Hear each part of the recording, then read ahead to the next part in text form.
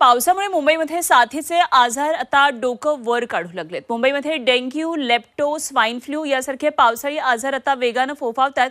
चिकनगुनियाचे रुग्ण सुद्धा आढळू लागलेत। अवघ्या 15 दिवसांमध्ये पावसाळी आजारांचे रुग्ण जवळपास दुपटीने वाढलेले आहेत।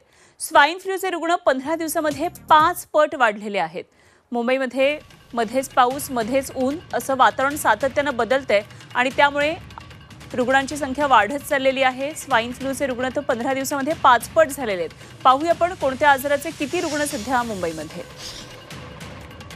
साथीच्या आजारांचा विळखा आहे। मलेरिया 282, डेंग्यूचे रुग्ण आहेत 165, गॅस्ट्रोचे रुग्ण आहेत 694, तर स्वाइन फ्लूचे रुग्ण आहेत 53, हेपेटायटिस ए आणि ई 75 रुग्ण आहेत, तर लेप्टोचे आहेत 52 रुग्ण आणि एक रुग्ण चिकुनगुनियाचा आहे।